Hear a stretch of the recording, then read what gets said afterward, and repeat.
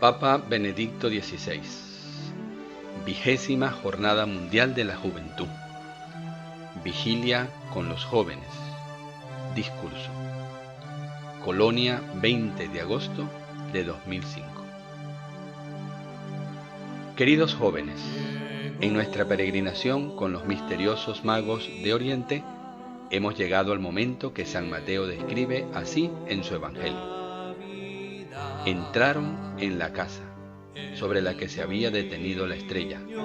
Vieron al niño con María y cayendo de rodillas lo adoraron. Mateo 2:11. El camino exterior de aquellos hombres terminó. Llegaron a la meta, pero en este punto comienza un nuevo camino para ellos. Una peregrinación interior que cambia toda su vida. Porque seguramente se habían imaginado de modo diferente a este rey recién nacido. Se habían detenido precisamente en Jerusalén para obtener del rey local información sobre el rey prometido que había nacido. Sabían que el mundo estaba desordenado y por eso estaban inquietos. Estaban convencidos de que Dios existía y que era un Dios justo y bondadoso. Tal vez habían oído hablar también de las grandes profecías en las que los profetas de Israel habían anunciado un rey que estaría en íntima armonía con Dios y que en su nombre y de parte suya restablecería el orden en el mundo. Se habían puesto en camino para encontrar a este rey. En lo más hondo de su ser buscaban el derecho, la justicia que debía venir de Dios, y querían servir a ese rey, postrarse a sus pies, y así servir también ellos a la renovación del mundo. Eran de esas personas que tienen hambre y sed de justicia. Mateo 5:6. Un hambre y sed que les llevó a emprender el camino. Se hicieron peregrinos para alcanzar la justicia que esperaban de Dios y para ponerse a su servicio. Aunque otros se quedaran en casa y les consideraban utópicos y soñadores, en realidad eran seres con los pies en la tierra y sabían que para cambiar el mundo hace falta disponer de poder. Por eso, no podían buscar al niño de la promesa sino en el palacio del rey. No obstante, ahora se postran ante una criatura de gente pobre y pronto se enterarán de que Herodes, el rey al que habían acudido, le acecha con su poder. De modo que a la familia no le quedaba otra opción que la fuga y el exilio. El nuevo rey, ante el que se postraron en adoración, era muy diferente de lo que se esperaba. Debían pues aprender que Dios es diverso de como acostumbramos a imaginarlo. Aquí comenzó su camino interior. Comenzó en el mismo momento en que se postraron ante este niño y lo reconocieron como el rey prometido. Pero debían aún interiorizar estos gozosos gestos. Debían cambiar su idea sobre el poder, sobre Dios y sobre el hombre, y así cambiar también ellos mismos. Ahora habían visto. El poder de Dios es diferente del poder de los grandes del mundo. Su modo de actuar es distinto de como lo imaginamos, de como quisiéramos imponerlo también a Él. En este mundo, Dios no le hace competencia a las formas terrenales del poder. No contrapone sus ejércitos a otros ejércitos. Cuando Jesús estaba en el huerto de los olivos, Dios no le envía 12 legiones de ángeles para ayudarlo. Mateo 26:53.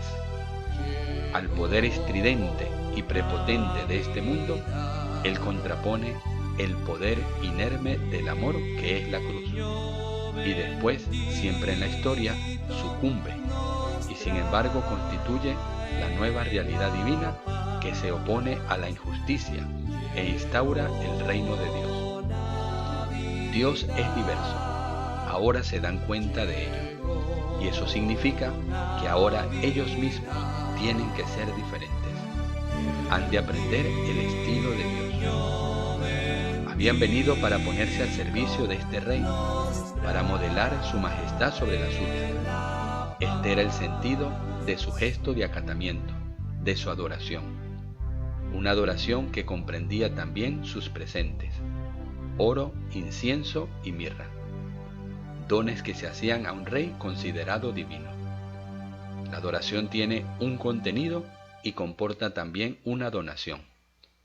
Los personajes que venían de Oriente con el gesto de adoración querían reconocer a este niño como su rey y poner a su servicio el propio poder y las propias posibilidades, siguiendo un camino justo.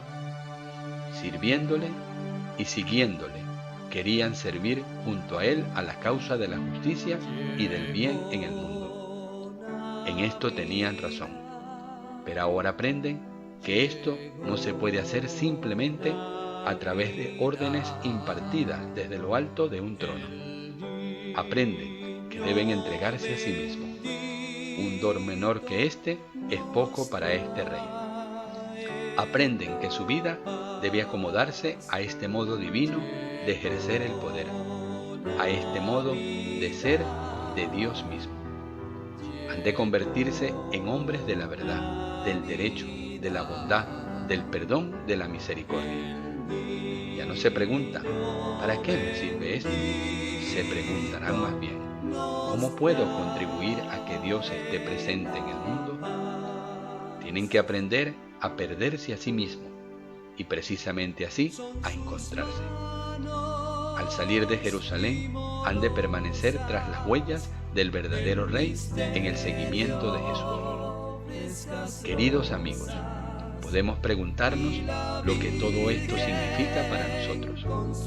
Lo que acabamos de decir sobre la naturaleza diversa de Dios, que ha de orientar nuestra vida, suena bien, pero queda algo vago y difuminado. Por eso Dios nos ha dado ejemplos.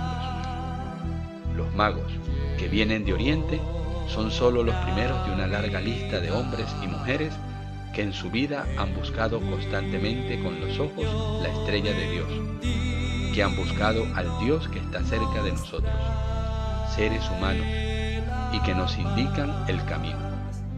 Es la muchedumbre de los santos, conocidos o desconocidos, mediante los cuales el Señor nos ha abierto a lo largo de la historia el Evangelio, hojeando sus páginas, y lo está haciendo todavía. En sus vidas se revela la riqueza del Evangelio como en un gran libro ilustrado. Son la estela luminosa que Dios ha dejado en el transcurso de la historia y sigue dejando aún.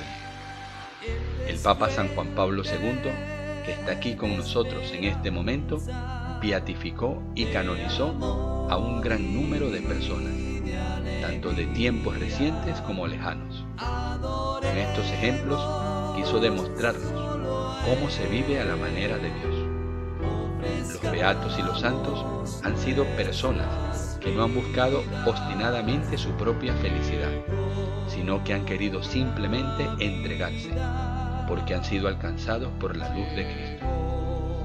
De este modo nos indican la vía para ser felices y nos muestran cómo se consigue ser personas verdaderamente humanas. En las vicisitudes de la historia han sido los verdaderos reformadores que tantas veces han elevado a la humanidad de los valles oscuros en los cuales está siempre en peligro de precipitar. La han iluminado siempre de nuevo lo suficiente para dar la posibilidad de aceptar, tal vez en el dolor, la palabra de Dios al terminar la obra de la creación, y era muy bueno. Basta pensar en figuras como San Benito, San Francisco de Asís, Santa Teresa de Jesús, San Ignacio de Loyola, San Carlos Borromeo, en los fundadores de las órdenes religiosas del siglo XIX que animaron y orientaron el movimiento social, en los santos de nuestro tiempo, Maximiliano Kolbe, Edith Stein, Madre Teresa, Padre Pío. Contemplando estas figuras, comprendemos lo que significa adorar y lo que quiere decir vivir a medida del niño de Belén, a medida de Jesucristo y de Dios mismo. Los santos, como hemos dicho, son los verdaderos reformadores. Ahora quisiera expresarlo de manera más radical aún. Solo de los santos, solo de Dios, proviene la verdadera revolución, el cambio decisivo del mundo. En el siglo pasado vivimos revoluciones, cuyo programa común fue no esperar nada de Dios, sino tomar totalmente en las propias manos la causa del mundo para transformar sus condiciones. Y hemos visto que de este modo siempre se tomó un punto de vista humano y parcial como criterio absoluto de orientación. La absolutización de lo que no es absoluto sino relativo se llama totalitarismo. No libera al hombre, sino que lo priva de su dignidad y lo esclaviza. No son las ideologías las que salvan al mundo, sino solo dirigir la mirada al Dios viviente, que es nuestro Creador, el garante de nuestra libertad, el garante de lo que es realmente bueno y auténtico. La revolución verdadera consiste únicamente en mirar a Dios, que es la mirada de lo que es justo y al mismo tiempo es el amor eterno. ¿Y qué puede salvarnos sino el amor? Queridos amigos, permítanme que añada solo 2 breves ideas. Muchos hablan de Dios. En el nombre de Dios se predica también el odio y se practica la violencia. Por tanto, es importante descubrir el verdadero rostro de Dios. Los magos de Oriente lo encontraron cuando se postraron ante el niño de Belén. Quien me ha visto a mí, ha visto al Padre, dijo Jesús a Felipe. Juan 14:9. En Jesucristo, que por nosotros permitió que su corazón fuera traspasado, se ha manifestado el verdadero rostro de Dios.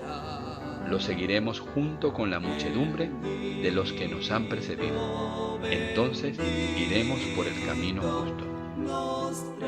Esto significa que no nos construimos un Dios privado, un Jesús privado, sino que creemos y nos postramos ante el Jesús que nos muestran las Sagradas Escrituras y que en la gran comunidad de los fieles, llamada Iglesia, se manifiesta viviente, siempre con nosotros y al mismo tiempo siempre ante nosotros. Se puede criticar mucho a la Iglesia, lo sabemos y el Señor mismo nos lo dijo.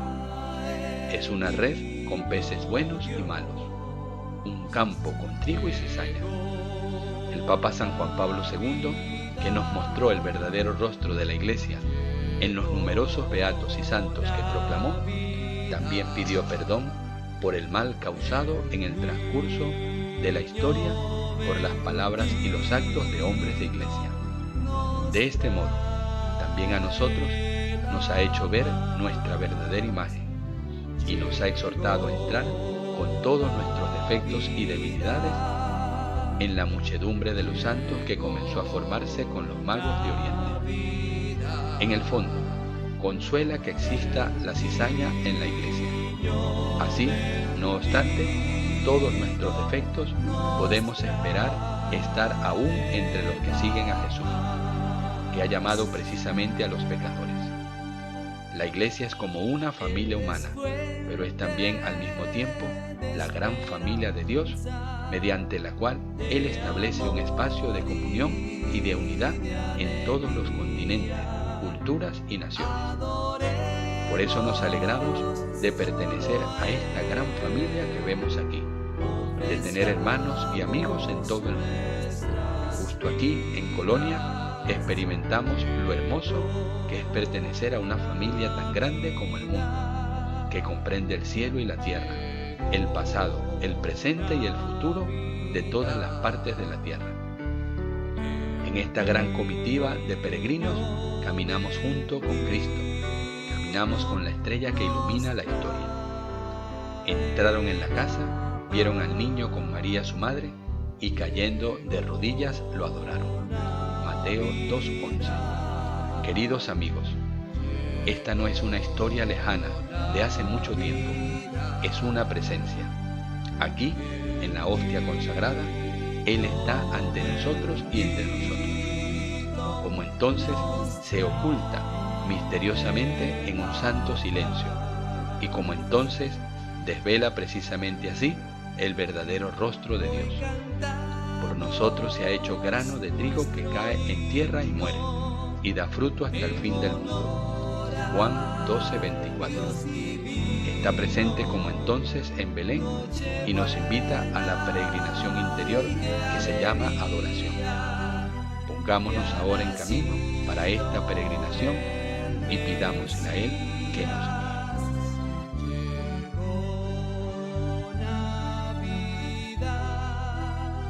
Si te agradó nuestro video, suscríbete a nuestro canal. Da a la campanita de notificaciones, regálanos un me gusta, comparte con tus amigos, síguenos en nuestras redes sociales y si está en tus posibilidades, ayúdanos en nuestra labor caritativa a través de PayPal, por el correo unavozgrita@gmail.com.